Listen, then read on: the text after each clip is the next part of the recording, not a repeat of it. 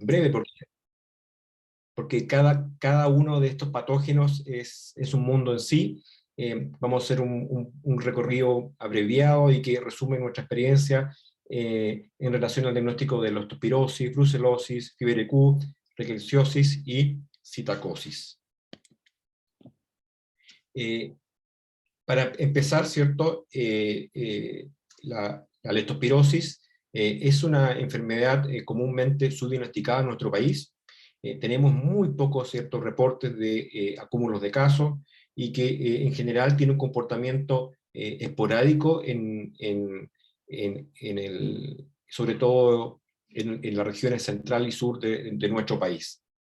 Podemos decir de que leptospira es un conjunto de serobares que van a ser responsables en mayor o menor frecuencia de causar cierta infección en humanos en una región.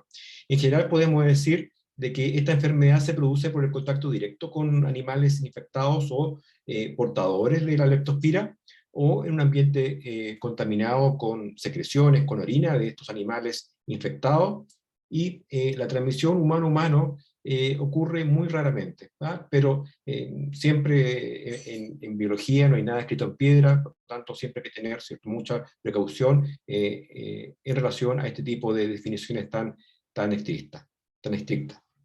En general, los síntomas de la leptospirosis, como gran parte del grupo de agentes infecciosos que van a incluir en esta presentación, son bastante amplios, y que muchas veces la sintomología es bastante banal. Por lo tanto, la sospecha clínica, además de que ser un patógeno de baja frecuencia, la sospecha clínica también, ¿cierto?, a veces no es incluida en la parrilla de pruebas de diagnóstico. Por lo tanto, puede pasar ampliamente subdiagnosticada.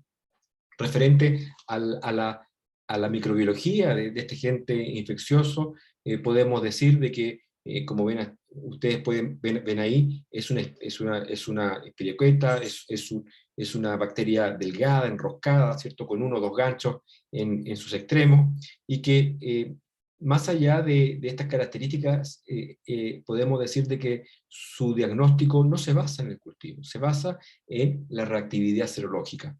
Esa es la única prueba disponible para poder, ¿cierto?, diagnosticar en general los casos de leptospirosis.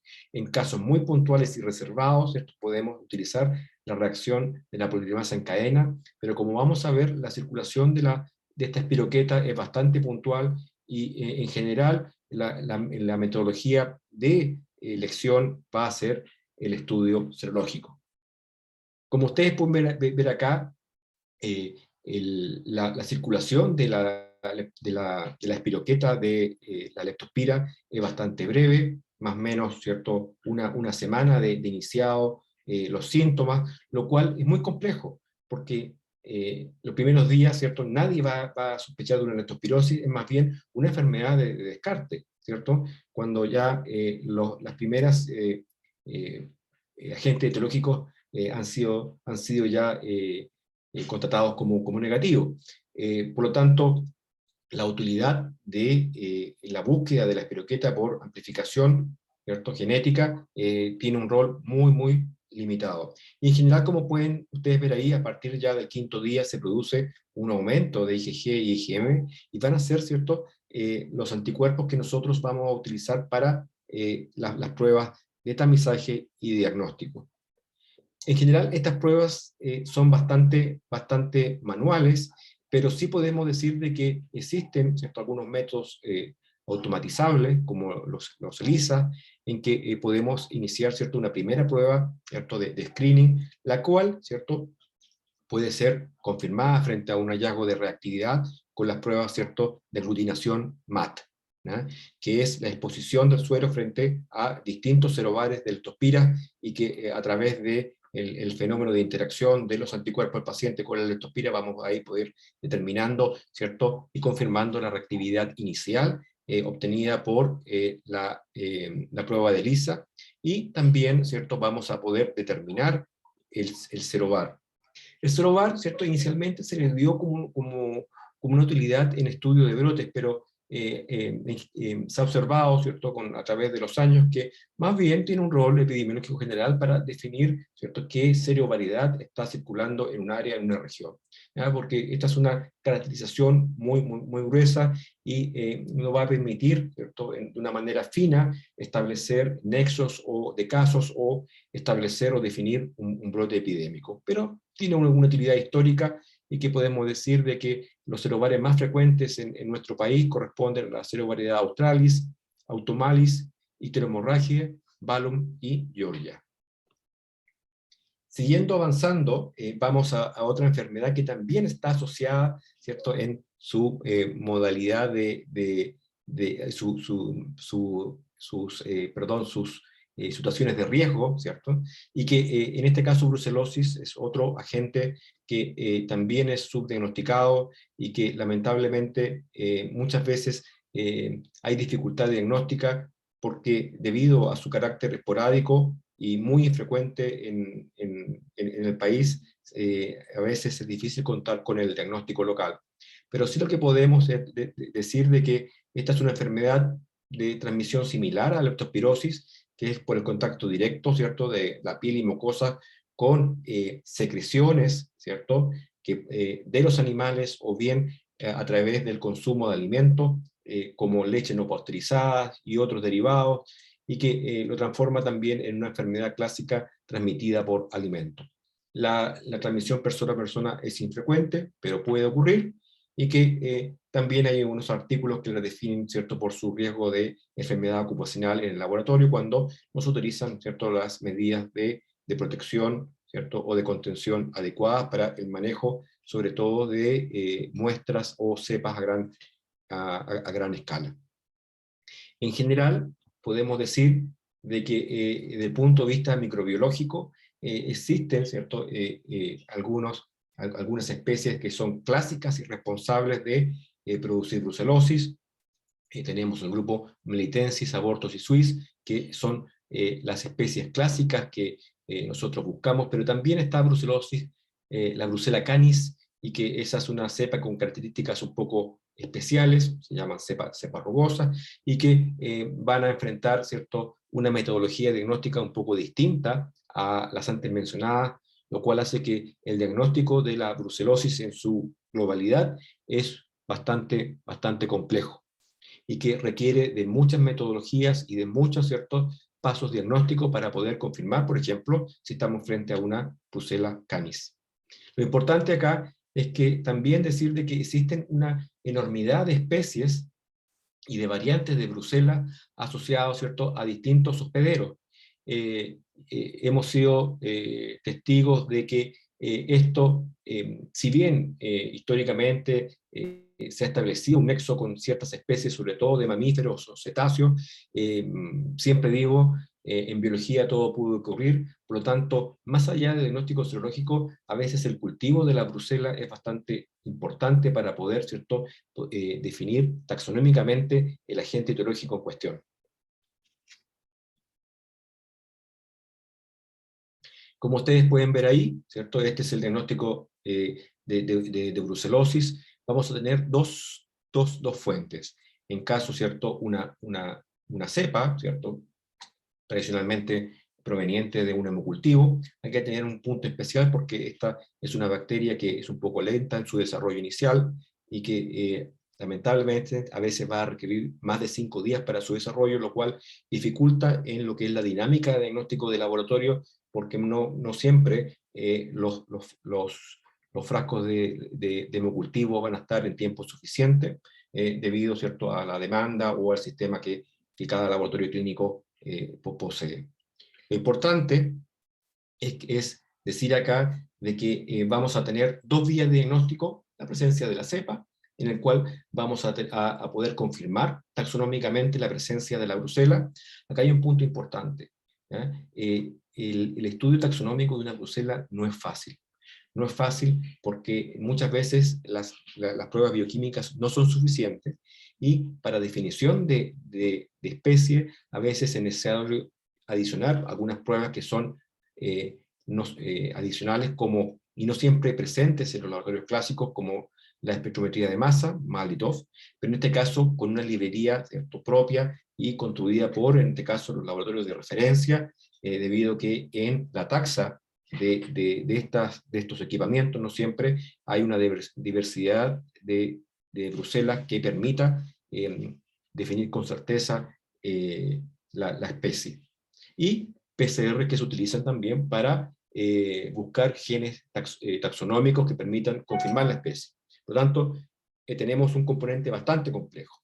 Y, por otro lado, tenemos las pruebas serológicas, ¿cierto?, en que vamos a tener pruebas de tamizaje, como es una ELISA, ¿cierto?, IgG, IgM, y técnicas de aglutinación que van a estar orientadas, ¿cierto?, a diferenciar las especies, y sobre todo también para poder diagnosticar la presencia de una Brucella canis, ¿ya? Lo importante es que acá tenemos una conjunción de metodologías, tanto de tamizaje como técnicas de confirmación, ¿cierto?, como rotación en tubo, que deben combinarse. Pero siempre, siempre tenemos que tener en presente de que estas enfermedades, ¿cierto?, la expresión serológica no siempre es precoz. Por lo tanto, frente a la sospecha, ¿cierto?, tenemos una exposición y tenemos la sospecha clínica, es necesario repetir, hacer un seguimiento serológico, al menos, ¿cierto?, en 10 o 15 días posterior a la primera búsqueda de anticuerpos.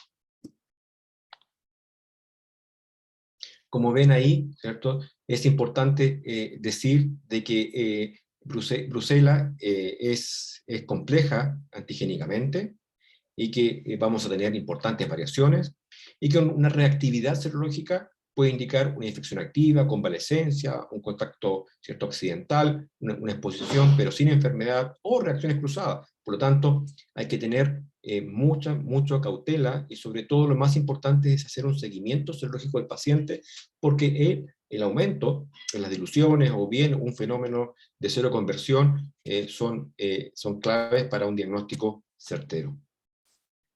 Pero continuando en este camino de agentes bacterianos zoonóticos, tenemos una historia que vivimos y que también reflejó la importancia de la implementación de estas metodologías para agentes zoonóticos, y esto ocurrió el año 2017 en regiones del sur de nuestro país, en que se notificó un brote inusual de neumonía típica, principalmente en trabajadores de planteles de lecheros.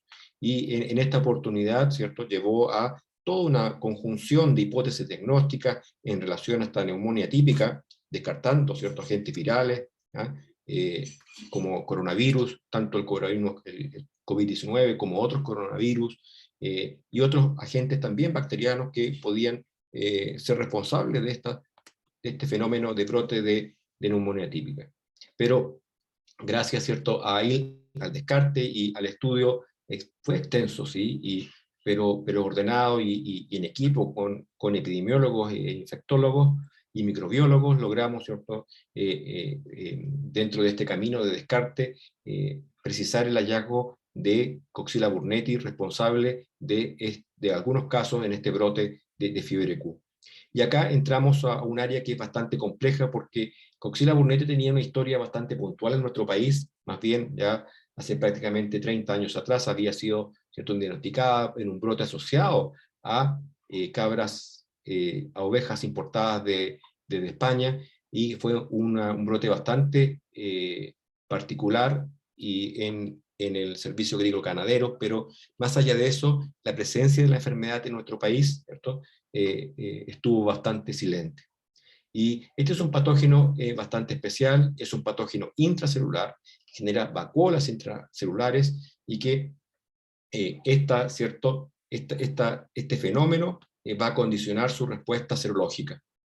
Lo importante es decir que Coxella burnetii es bastante ubicua, y que se asocia, ¿cierto?, tanto a la presencia de animales domésticos, de traspatio, animales de carácter salvaje, y que dentro de esa conjunción, sumado a los rumiantes domésticos y la presencia de posibles vectores como pulgas o garrapatas, hacen que desde el punto de vista ecológico sea un agente infeccioso de diseminación bastante compleja y amplia.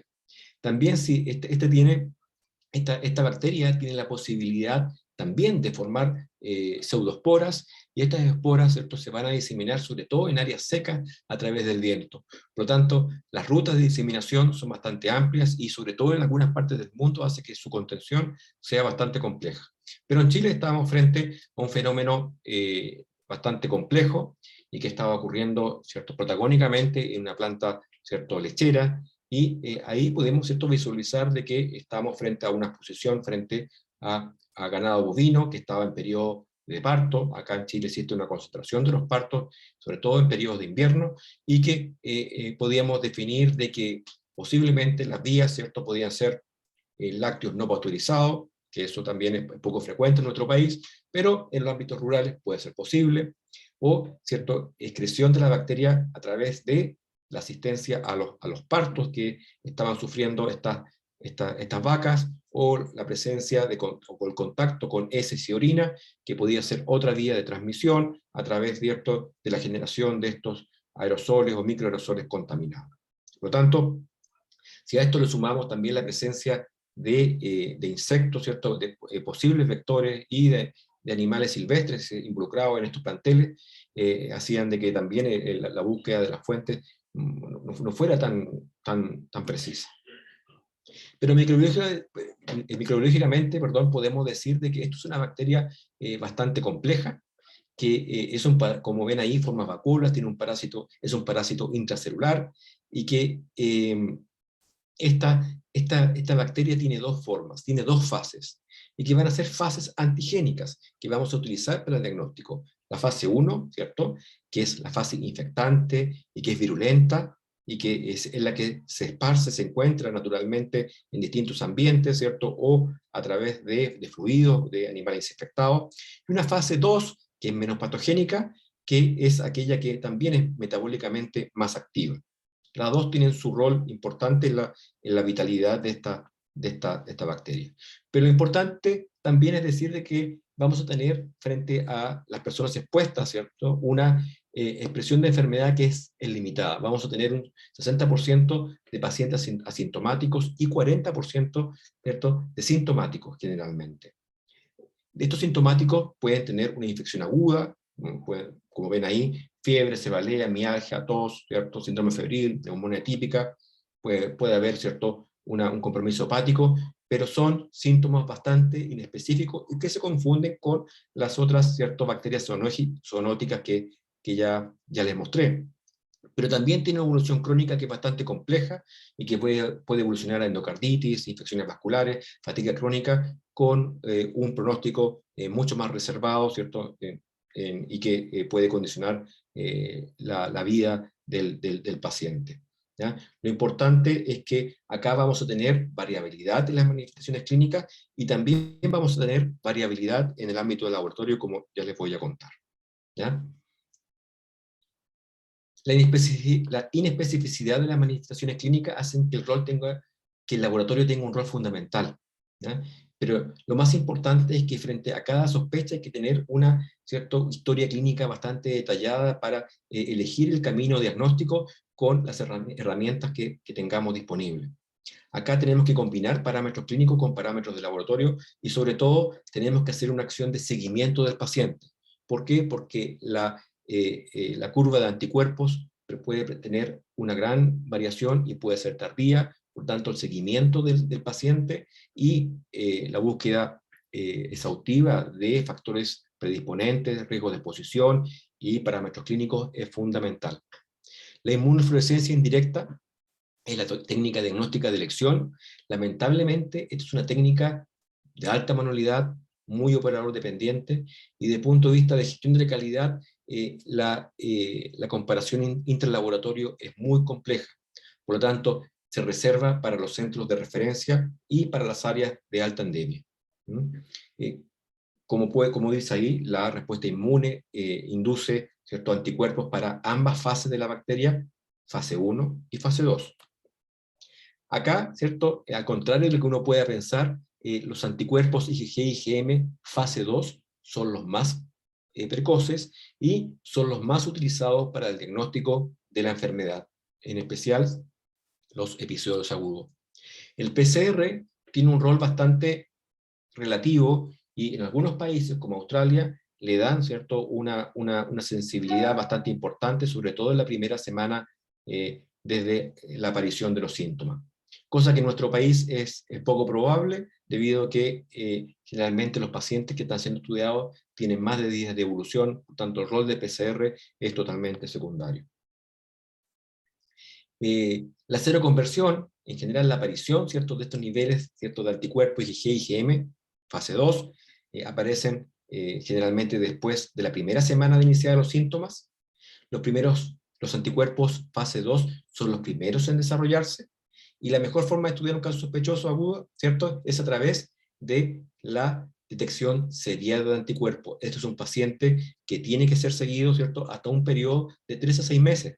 Por lo tanto, acá el médico tratante tiene un rol fundamental en que estos pacientes sean controlados, ¿cierto?, y que las muestras sean tomadas, ¿cierto?, con esa periodicidad, ¿cierto?, de acuerdo a su evolución clínica.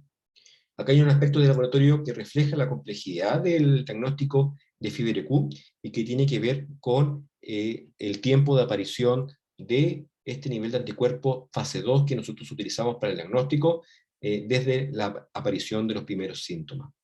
Por ejemplo, para IgG fase 2 tenemos una media de 5 días, pero tenemos un intervalo de 0 a 182 días. ¿Ya? Para IgM fase 2, 14 días de mediana, y tenemos un intervalo de 0 a 205 días. Esto hace de que tengamos una tremenda variabilidad de un individuo a otro, y que de país a otro, de un país a otro, vamos a tener que considerar distintos puntos de corte y distintas estrategias de seguimiento para el diagnóstico de fiebre Q, lo cual hace de que sea una enfermedad de muy difícil diagnóstico, no solamente a nivel local, sino también para los centros de referencia. ¿Ya? En general en el mundo se establece que un título de IgG fase 2 de 1,64 es considerado sugerente, sobre todo en aquellas áreas endémicas. Lo importante acá es que nosotros debemos hacer seguimiento. Tal vez para Chile, que tenemos una nueva realidad, a través de los años vamos a ir comprendiendo cuál es el comportamiento de la población e ir afinando el punto de corte. Repito, lo más importante acá es el seguimiento de paciente para ver la evolución, ¿cierto?, de las diluciones, y sobre todo para ir viendo el fenómeno de seroconversión, que es a veces lo que esperamos, y que eso es un indicador directo de la presencia de enfermedad, o para encontrar signos de exposición pasada, o bien la evolución hacia una enfermedad crónica. Pero para eso debemos ser ordenados y seguir al paciente. Como pueden ustedes ver ahí, la PCR, la reacción de la polimerasa en cadena, tiene un rol, ¿cierto?, puntual en algunos países de gran utilidad, pero lamentablemente el periodo en que el desempeño de esta prueba es el apropiado es muy corto. Por lo tanto, hay que decir de que en nuestra realidad tiene un rol muy limitado. Otra cosa, ¿cierto?, es la detección de Coxiella en tejidos valvulares, por ejemplo, en la evolución crónica, que es una situación bastante especial, pero en general podemos decir que un ensayo de PCR positivo confirma el diagnóstico, pero un resultado negativo no lo descarta. ¿Ya? Por lo tanto, acá lo más importante es la combinación de metodologías. Para nuestra realidad es el seguimiento serológico, ¿cierto?, con el adecuado historial clínico. Y esto para mostrar acá cómo fue el camino para montar la metodología de inmunofluorescencia en nuestro laboratorio, que fue muy complejo.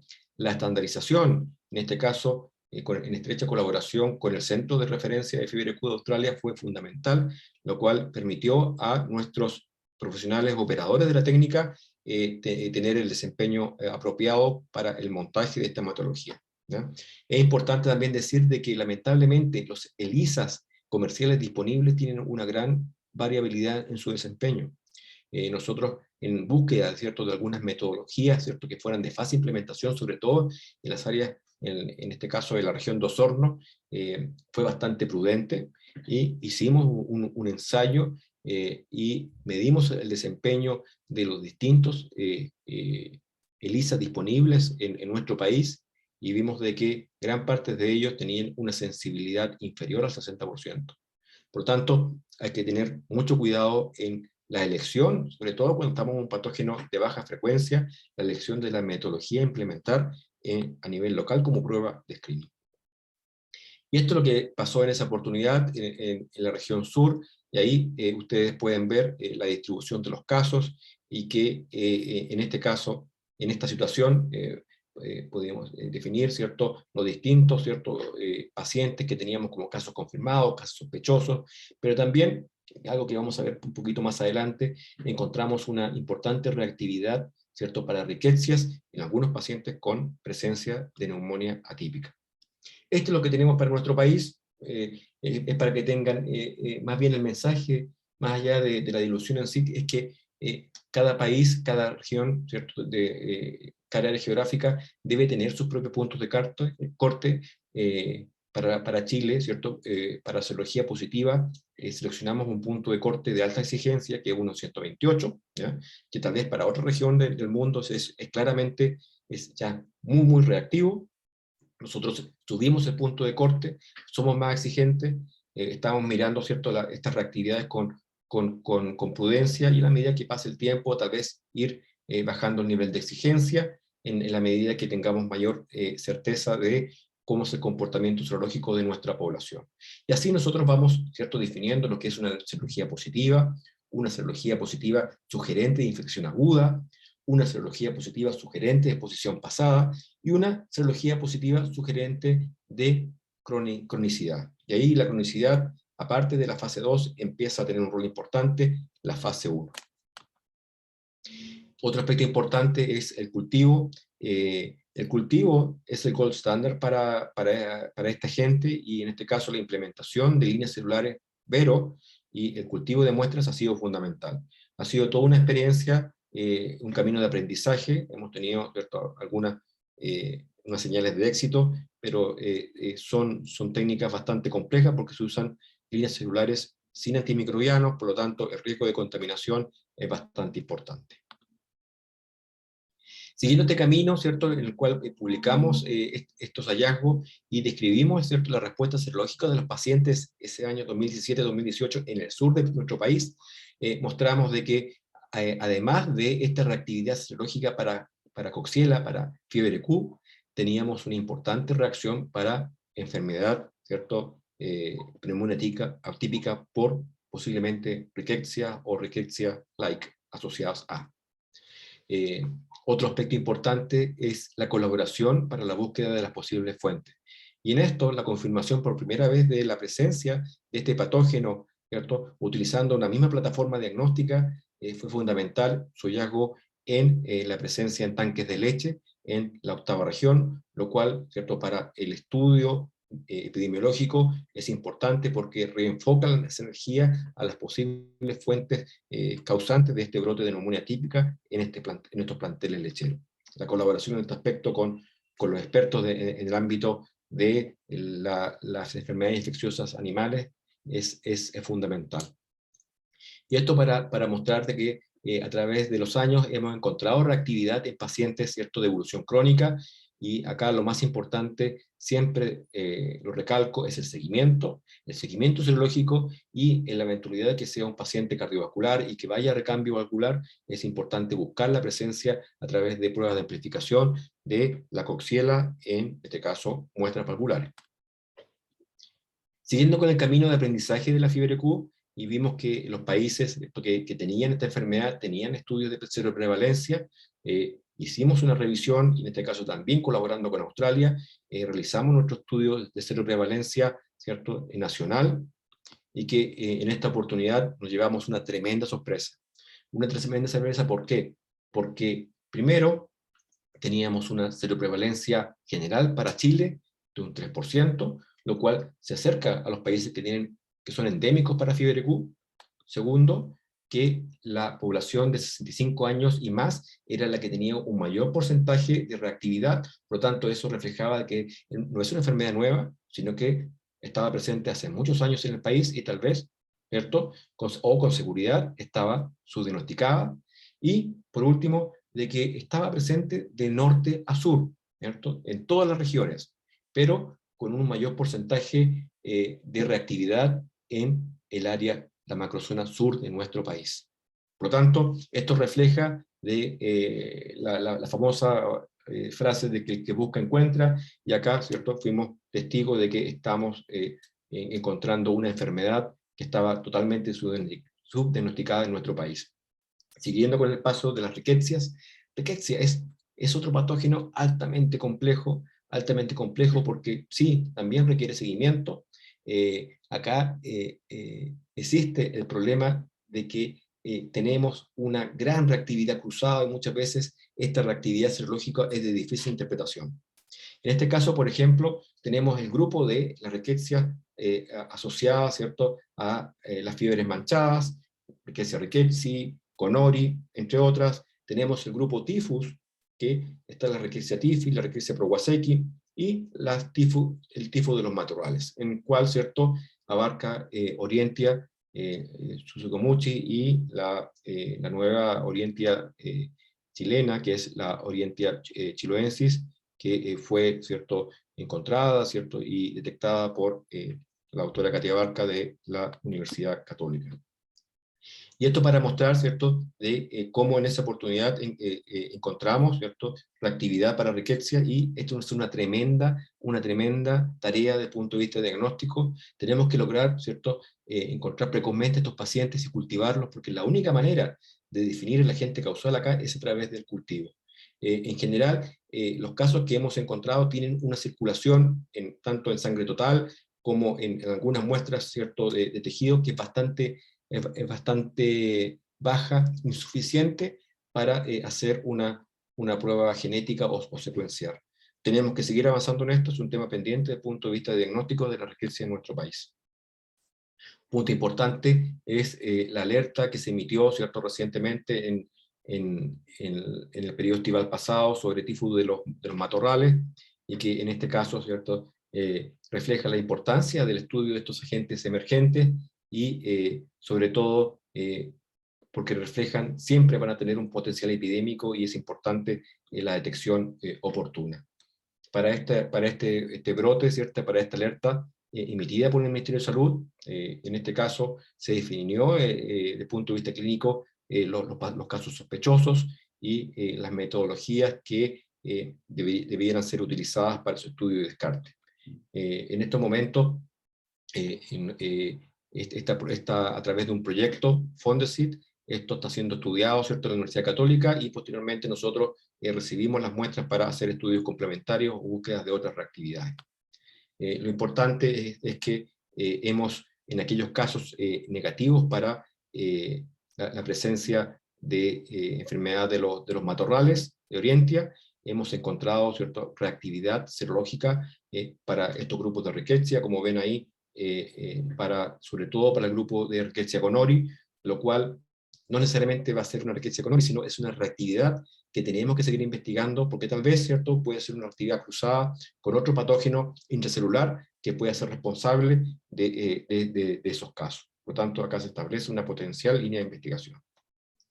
Clamidia, otro mundo, y acá tenemos la famosa Clamidia trachomatis, ¿cierto?, es responsable de la más frecuente infección de transmisión sexual en población joven, y también tenemos, ¿cierto?, las clamidófilas, y entre eso tenemos Clamidófila pneumoniae, Clamidófila psittacea. Lo importante es decir acá que este género Clamidia, clamidófila, sufrió un importante reordenamiento taxonómico debido a su gran cercanía genética. Psittacosis, Clamidófila psittacea, representa un patógeno de muy baja frecuencia, y que en general habíamos tenido muy poquitos casos, ¿cierto?, muy aislados, y que no encontrábamos, ¿cierto?, la presencia de este patógeno de manera rutinaria en nuestro país. Sin embargo, el año 2021, y utilizando toda esta plataforma que habíamos creado para estudios de pacientes de fiebre Q, y que empezamos a hacer desde el punto de vista de laboratorio una serie de descartes, ¡pum!, nos saltó una reactividad para Clamidófila psittacea, gran sorpresa, y pudimos observar de que estábamos frente a un caso de neumonía típica causado por esta clamidófila. ¿Ya? Fue una sorpresa, pero también reflejó la importancia de disponer de una de un panel de diagnóstico zoonótico de amplio espectro para poder, ¿cierto?, encontrar y buscar estos patógenos de agente infrecuente. Y se vio de que en el fondo había exposición frente al manejo de ganado bovino, y que el evento en sí consistió en un riesgo de exposición por una maniobras abortivas, una fetotomía, ¿cierto?, en una vaca con aborto retenido.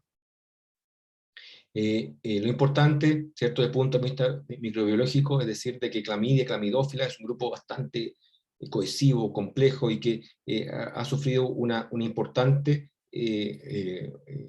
ordenamiento desde el punto de vista de las especies, pero en general, ¿cierto?, podemos decir de que estas Clamidia clamidófila también se parecen a la Coxiella, en sentido de que tienen ciclos bifásicos, con formas intra y extracelulares, y vamos a tener formas grandes y pequeñas, ¿cierto?, dentro de la bacteria, perdón, dentro de la célula huésped, y que esto va a ser, ¿cierto?, se va a comportar como un patógeno intracelular.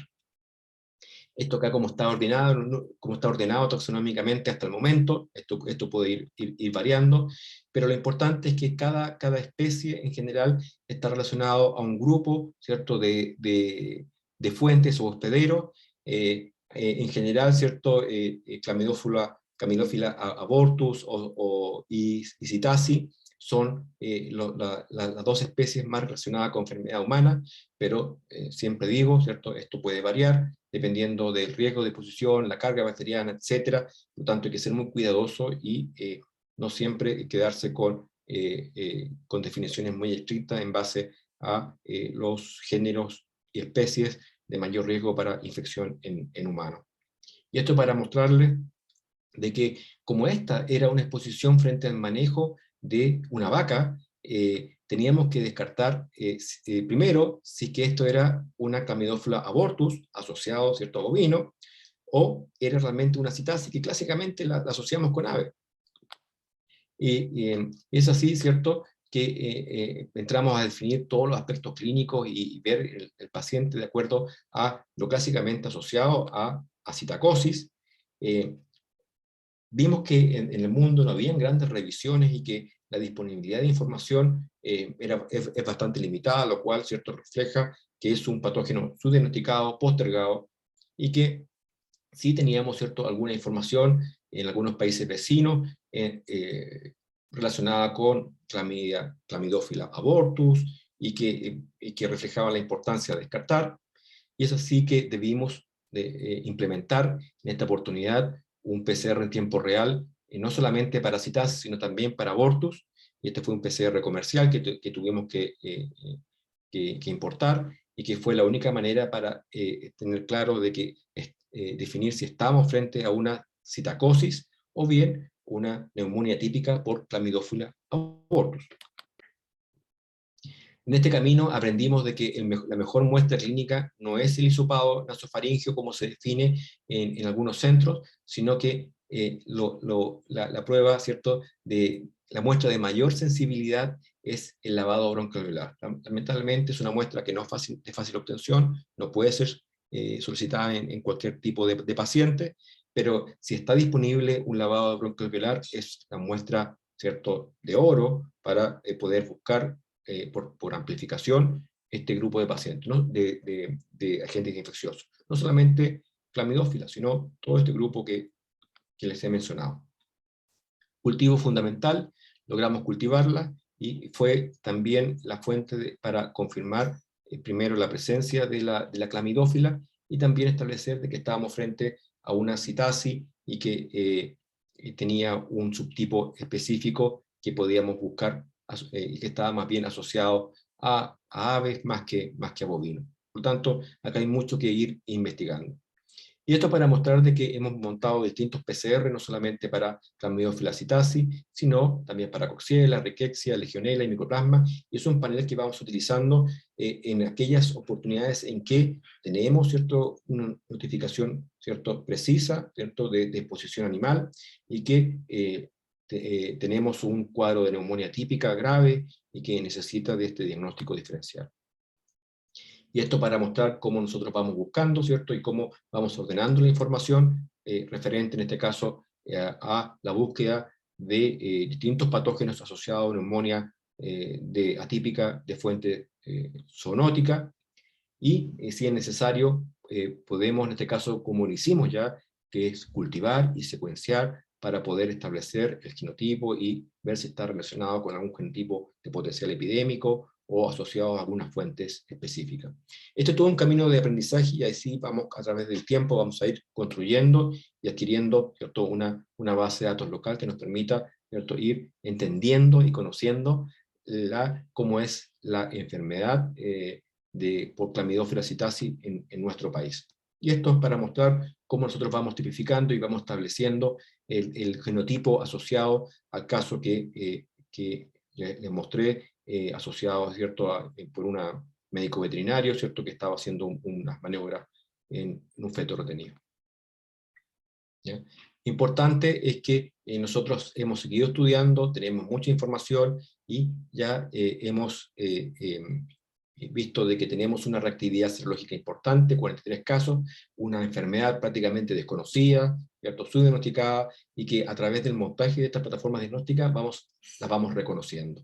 Y esto para mostrar cómo nosotros vamos, ¿cierto?, integrando los distintos casos, y vamos haciendo un seguimiento, y vamos conociendo cómo es la reactividad serológica en nuestro país. Y vemos que la reactividad serológica no siempre va a la par del hallazgo molecular, por lo tanto, esto hace que el diagnóstico sea dificultoso, como ya sabemos, pero que en la eventualidad de que podamos disponer de una muestra tan preciada como un lavado bronquioliar es la muestra de elección para la detección más rápida y oportuna de estos patógenos. Así es como vamos haciendo el análisis serológico, primero, de los agentes zoonóticos, ¿cierto?, como primer pilar, y que vamos buscando, ¿cierto?, a través de inmunofluorescencia, IgG, IgM, para Clamidófila citasi, para Coxiella burnetii, Rickettsia conori, Rickettsia tifi, ¿cierto?, por los dos grupos, y a través de una ELISA, ¿cierto?, para Brucella leptospira. Y a través de las distintas reactividades que vamos, ¿cierto?, encontrando, vamos enfocando nuestras energías al posible agente infeccioso zoonótico involucrado, en este caso, de síndrome febril o neumonía atípica. Y así es como vamos construyendo toda una serie de pasos, y más allá de ir definiendo punto por punto, esto se va, ¿cierto?, construyendo en la medida que el laboratorio pueda ir montando las distintas capacidades diagnósticas. Lamentablemente, ¿cierto?, no siempre todas las metodologías van a estar disponibles. Tenemos que considerar que son pruebas diagnósticas de baja frecuencia, y a veces podemos tener puntuales quiebres de stock, ¿cierto?, dificultad en la importación, ¿cierto?, la disponibilidad en Chile de algunos pasos diagnósticos para esta prueba. Pero lo importante es siempre a veces manejar las alternativas e ir construyendo este camino diagnóstico zoonótico con las potencialidades del laboratorio, ¿cierto?, de referencia de cada país. En suma, el diagnóstico de infecciones zoonóticas emergentes es muy complejo, ¿cierto?, y debe irse priorizando en base a los hallazgos de la epidemiología local, ¿ya? La detección por técnicas de alta manualidad, como la inmunofluorescencia, el PCR y el cultivo, hacen de que estas técnicas no estén disponibles en todos lados, ¿cierto?, y lo cual es una importante limitante. Para FibreQ, desafortunadamente, que es la más compleja desde el punto de vista serológico, tiene un rol, ¿cierto?, muy limitado, y que en Chile, a diferencia de Australia, tiene un rol, ¿cierto?, totalmente secundario. Tal vez porque la consulta de los pacientes, ¿cierto?, sobre todo pacientes rurales, es más tardía. Tenemos una seroprevalencia nacional para fiebre Q, para Coxiella burnetii, de 3%, una tremenda sorpresa, jamás lo esperamos, y que lo importante en la fiebre Q es el estudio de los casos sospechosos y seguimiento. Cada región, cada país va a definir cómo, cuándo se va a realizar, ¿cierto?, este seguimiento serológico. Lo importante es que para Chile tenemos un corte exigente de unos 128, ¿ya? Y la colaboración en este caso es fundamental, ¿cierto?, con los expertos del ámbito veterinario, para poder, ¿cierto?, encontrar, ¿cierto?, las posibles fuentes causantes de estas enfermedades, y darle su contexto ocupacional o bien de exposición en ambientes silvestres, lo cual es clave para la generación de medidas de prevención. Tenemos un brote, ¿cierto?, por clamidófila. Es necesario, ¿cierto?, también decir que el diagnóstico es complejo, y hay que estudiar las fuentes. ¿Ya? Acá hay un tremendo desafío como país en establecer, ¿cierto?, las posibles fuentes de estos tipos de agentes infecciosos, establecer las rutas de diseminación para las acciones de prevención. ¿Ya? Tenemos que construir, ¿cierto?, y mantener un flujo diagnóstico de laboratorio que se adecue a las capacidades del laboratorio de referencia, pero también ir disponiendo de técnicas de screening que pueden estar a disposición de los hospitales, sobre todo en aquellas áreas de mayor frecuencia de este tipo de enfermedades. ¿Ya? La capacitación fundamental, no solamente para los médicos humanos, sino también para los médicos, ¿cierto?, de animales, para el mundo veterinario, es clave para que el reconocimiento de la enfermedad sea oportuno y sobre todo también para el manejo adecuado de las posibles fuentes, sobre todo cuando estamos hablando de ganadería intensiva, en que al ser tan intensiva también, ¿cierto?, puede ser una acción de mayor riesgo para este tipo de enfermedades. La presencia de agentes infecciosos zoonóticos de potencial epidémico y los riesgos de exposición hacen necesaria la formulación de medidas apropiadas de prevención. Tenemos un gran camino que recorrer como país referente a las medidas de prevención, sobre todo en el mundo rural, en el mundo pecuario, en que yo creo que hay importantes brechas que tenemos que trabajar como país. El cultivo, ¿cierto?, y la secuenciación es, como digo, es sacarse la lotería, es complejo, difícil, algunos agentes son bastante lábiles, la rickettsia, ¿cierto?, a las 24 horas mueren, por lo tanto, acá lo más importante es generar una cadena, ¿cierto?, de acciones que permitan lograr cultivar estos agentes que están circulando, esta reactividad que tenemos, sobre todo en rickettsia, debemos darle un nombre y un apellido, y ahí tenemos un importante trabajo que realizar. Y por último, mis agradecimientos a la sección de bacteriología, al laboratorio de genética molecular, al departamento de epidemiología del Ministerio de Salud, ¿cierto?, a todos, a DIPOL, a los responsables del Ministerio de todo lo que tiene que ver con el control de la zoonosis vectorial, a la Facultad de Ciencias Veterinarias de la Universidad de Chile, por su importante apoyo, sobre todo asesoría en la búsqueda de las fuentes, y por último, a el laboratorio de referencia australiano, quien generosamente hizo la transferencia tecnológica a nuestro laboratorio, que permitió el montaje de gran parte de estas metodologías de estudio para agentes zoonóticos infrecuentes. Y eso es todo. Muchas gracias.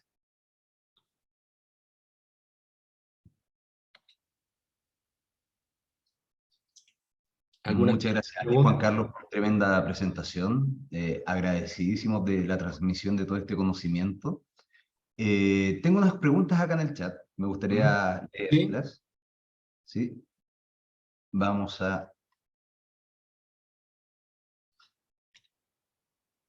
Marco Herrera consulta. Buenas tardes. En nuestros países se utiliza mucho el sistema BITEC, pero este no es suficiente para identificar adecuadamente las especies de Bruselas y con frecuencia identifica militensis de manera errónea.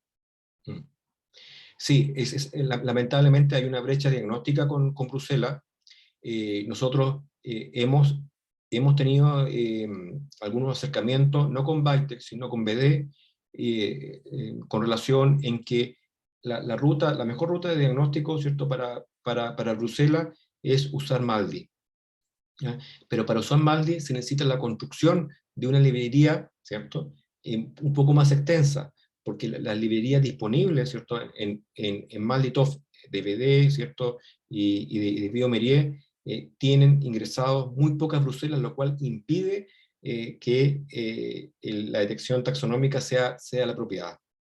Nosotros construimos, ¿cierto?, y estamos también engordándonos en la base de datos de MALDI para poder, ¿cierto?, ir teniendo una mejor capacidad de diagnóstico. No es fácil porque las Bruselas se cultivan muy esporádicamente, por lo tanto también hay que ser cuidadosos porque la única forma de tener certeza diagnóstica es a través, en este caso, de las Bruselas circulantes en el país.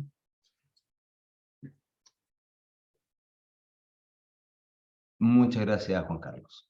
Cecilia Estuardo nos consulta. Buenas noches. He identificado Bruselas por MALDI. Tengo una cepa que MALDI me da mitad Bruselas, mitad otra bacteria muy rara. La cepa viene de hemocultivo, solo creció en anaerobiosis. Paciente sin sintomatología respiratoria. La envié al ISP y me la devolvieron como no viable.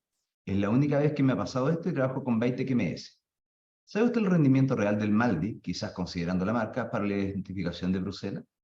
Es malo.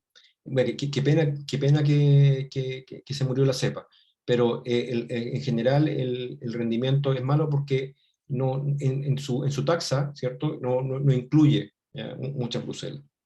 ¿Ya? Fue algo que nosotros a BD les mencionamos que era importante, porque limita la capacidad del equipo, porque lo puede hacer. Bueno, Roberto González consulta si se va a compartir la presentación. Acá ya le respondimos por el chat de que Por efectivamente va a supuesto, estar disponible en la Sociedad Médica y Laboratorio www.smlc.cl en los próximos días. por supuesto. Rita Armitano nos consulta. El último año equipo IFA de Focus Diagnostics o Diasorin fue descontinuado por la empresa. Actualmente, ¿qué kit de IFA estamos utilizando en el laboratorio? Bircel. Bircel, pero al parecer está retomando ¿cómo se llama? La distribución nuevamente Focus. El plan nuestro, ¿cierto? Nosotros ahora estamos planeando enviar a una profesional nuestra a Australia, porque Australia usa métodos in-house, ellos tienen un sistema de producción propia de antígeno y que queremos replicar en nuestro país. Perfecto. Mónica Prieto nos consulta. ¿El cultivo de Coxiella lo realizan en BSL-3? Nosotros no utilizamos el BSL-3, utilizamos un laboratorio que sería como un P2,5, que es a presión negativa, que es el mismo estándar que usa Australia. Australia tampoco usa BSL-3, Perfecto. pero sí presión negativa. Claro. Rita Ermitano también consulta. ¿Tienen cepas de Coxiella en colección? ¿Cuáles fueron los materiales que más rendimiento mostraron en el cultivo? Mira, tuvimos un hallazgo cultivo positivo, pero se nos contaminó. ¿Ya? Tenemos una falencia estructural que tenemos que solucionar, por eso queremos trabajar con Australia. No tenemos la cepa. Australia sí tiene, ¿ya? Tiene cepa chilena. ¿Ya? Entonces estamos viendo ahí la forma de cómo hacer ese intercambio.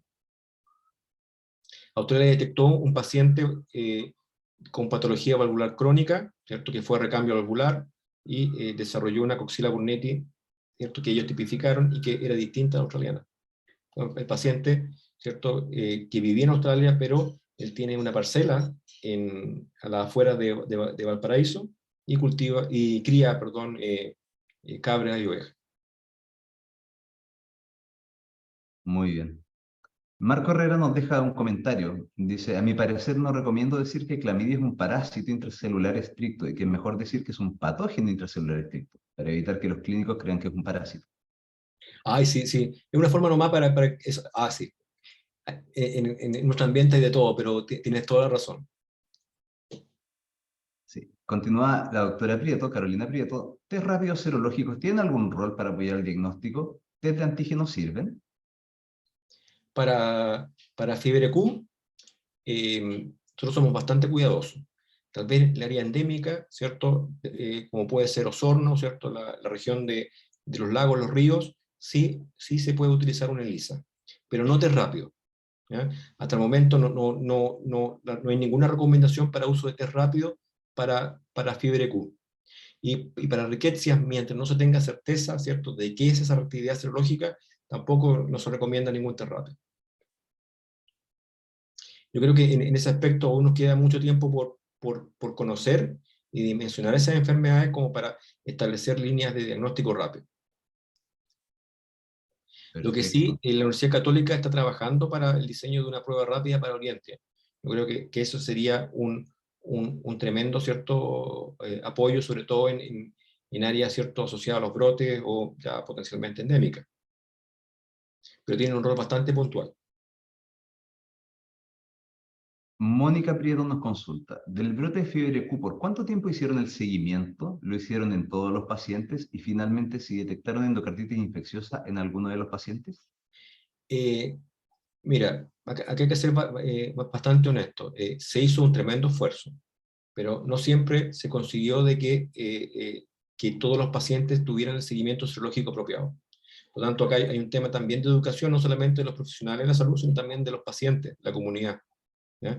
Porque la adhesividad a veces no es la apropiada. Afortunadamente, en Osorno hay un equipo, ¿cierto?, de infectólogos, un equipo de infectología que está bastante sensibilizado, y yo creo que está cumpliendo un rol bastante importante en el reconocimiento de enfermedades en Chile. Yo creo que falta mucho por aprender, y como digo, que en eso de seguimiento también debemos ser un poco más exhaustivos. Sí tenemos, ¿cierto?, un seguimiento, algunos hallazgos de pacientes con serología de evolución crónica en la región, en el área, pero no necesariamente producto de un seguimiento ordenado. Como muchas enfermedades, ¿cierto?, que requieren de consulta y reconsulta, sobre todo en pacientes rurales, es muy compleja. Pamela Thompson nos consulta. Buenas noches. ¿Cómo se identificó que la mejor muestra para intracelulares como clamidia era lavado alveolar y no hisopado nasal? ¿Cómo valoran eso? Porque los probamos en paralelo. Los probamos en paralelo y ningún, ¿cierto?, hisopado nasofaringeo nos resultó positivo por amplificación. Sí los lavados broncoalveolares. Incluso tenemos seguimientos claves en que tenemos negatividad del hisopado, positividad en lavado broncoalveolar y conversión serológica. Perfecto, yo creo que esta respuesta también responde a la pregunta que continuaba, que dice si hicieron trabajo comparativo de muestras respiratorias para asegurar que el lavado broncoalveolar era mejor. Sí, lo cual es súper complejo porque el lavado broncoalveolar es una muestra de difícil recolección. También nosotros teníamos la esperanza que iba a servir el hisopado como está descrito en algunas publicaciones, pero en nuestra población el desempeño fue malo. Nayeli Otero nos consulta. Buen día, ¿existe algún panel internacional para riquecias? Existen una gran variedad, ¿cierto?, de paneles para rickettsia, ¿ya? Lamentablemente, en el mundo de la rickettsia hay que ser bastante cauteloso porque entre ellas tienen muchas reacciones cruzadas. Por lo tanto, una reactividad, ¿cierto?, aunque sea con un panel comercial, no necesariamente va a reflejar la especie para la cual está destinada. María Estela Cadario nos consulta. ¿Para clamidia Citachi también usan BCL2? ¿Y cómo guardan los aislamientos de clamidia Citachi? Nosotros lo que tenemos, ¿cierto?, es un 2,5, ¿cierto?, a presión negativa, con EPP, ¿cierto?, y con todos los resguardos en gabinete de bioseguridad, ¿ya? Y se mantienen ¿cómo se llaman? Las muestras en cultivo con células Vero, y para guardar las muestras, ¿cierto?, congeladas a -80.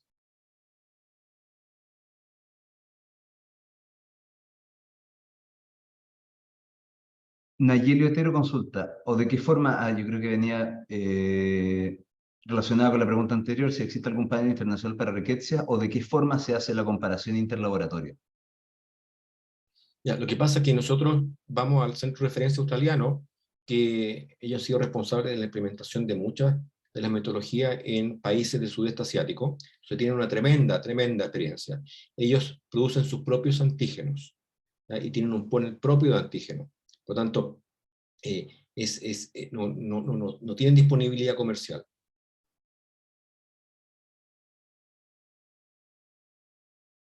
La doctora Kadari nos indica un comentario, dice, nosotros priorizamos las técnicas moleculares para clamidia Citachi, las serológicas, porque por serología no podemos nunca detectar la fuente. Si descartamos el caso de citacosis testeando IgG en un par de sueros por IFI, ahí no entendí, si descartamos el caso de citacosis testeando IgG en un par de sueros por IFI. Sí, y es así, nosotros, la verdad que prácticamente casi todos los hallazgos de citacosis fueron por pruebas de amplificación, más allá que le hacemos seguimiento serológico también. Porque también es la vía de ir conociendo la enfermedad. Porque para nosotros, un paciente con lavado broncoalveolar, ¿cierto?, PCR positivo, es un verdadero positivo. Entonces podemos ir testeando los distintos métodos diagnósticos serológicos. Por eso es importante que la eventualidad que aparezca un método comercial que tenga un buen desempeño con nuestros verdaderos positivos, ¿cierto? Vamos a poder recomendarlo. Y nosotros usarlo también.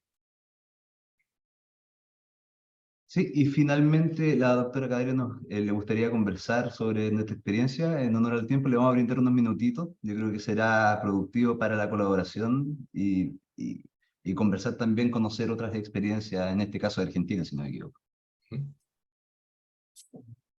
Bueno, gracias. En realidad lo que nosotros estuvimos haciendo en un principio, obviamente yo empecé trabajando con fijación de complemento, o sea, con conversión serológica hace muchos años. Luego continué con unas improntas de marca Bion, que eran con clamidia especie, que es la que sigo utilizando, que es la de, en realidad es clamidia trachomatis LGB. Como los anticuerpos de clamidia cruzan, eso lo hemos visto con Sach y con un montón de gente que trabaja con clamidias, directamente esa impronta con la que mejor observo y testeamos por serología par de sueros con 21 días de diferencia. Pero en realidad eso se realiza sobre todo cuando nos envían el segundo suero después de 21 días y cuando nos ha dado negativa la PCR y o el cultivo. Yo ingreso, o sea, les preguntaba esto porque en el CDC de Atlanta también ellos utilizan un BCL2 superior, o sea, no estoy segura de que haya sido BCL3 por la forma en la que yo ingresé al BCL3. Nosotros en Argentina tenemos un BCL3, ¿sí? Me parece que es un BCL2 más. Sí, porque ¿tú te bañaste a salir? No, entonces, no, pero yo uso toda, o sea, tengo ducha por las dudas, pero lo que usamos es escafandra, todo claro, el Tyvek, botas y todo eso. Y okay. el otro punto era el cómo sacar y llevar a otro laboratorio Complejo. las muestras, que eso lo tengo prohibido, o sea, es como que, por eso preguntaba.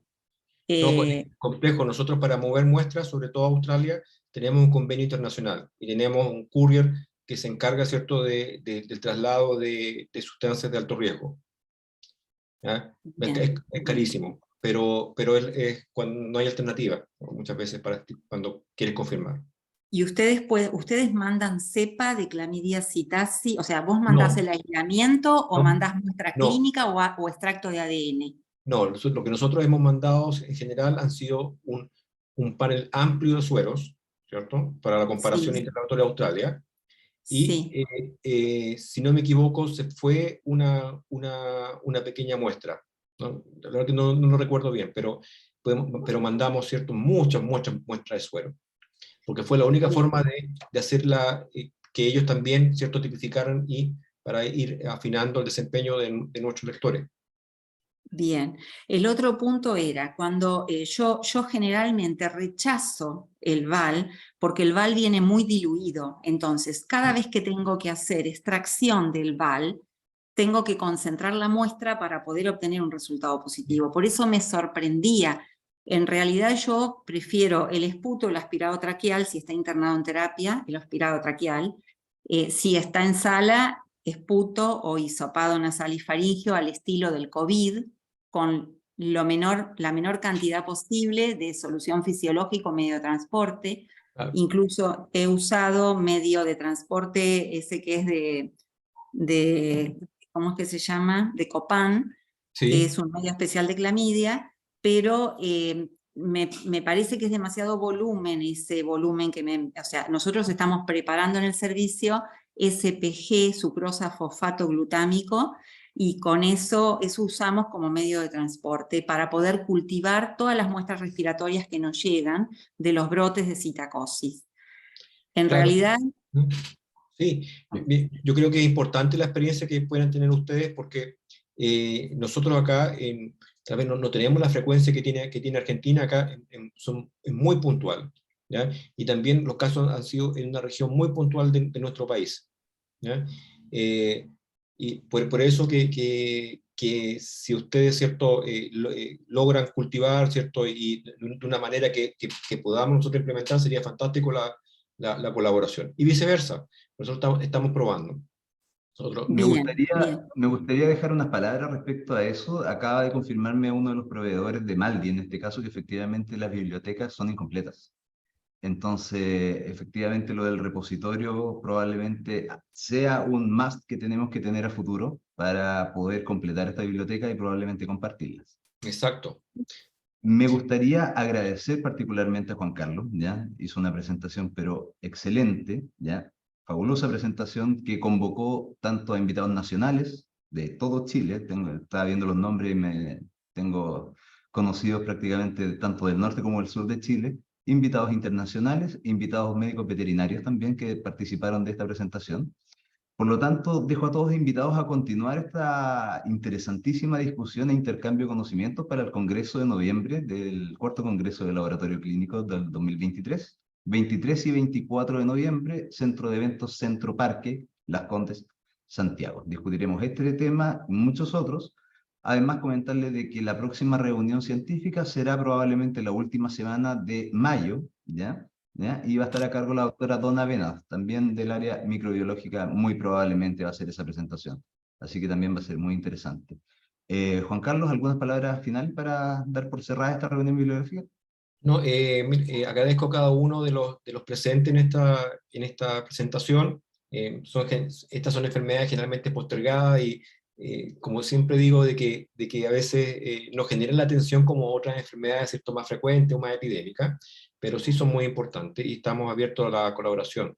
También agradezco a los invitados internacionales, a quienes asistieron acá y pueden pedir mi correo y podemos seguir conversando y compartiendo experiencia. Así que muchas gracias. Bueno, muchísimas gracias a todos por su participación. Quedan nuevamente invitados, como decía, al Congreso, a la próxima reunión científica a realizarse la última semana de mayo. Y muchísimas gracias por su participación y lo esperamos en una próxima oportunidad. Que tengan muy buenas noches. Chao.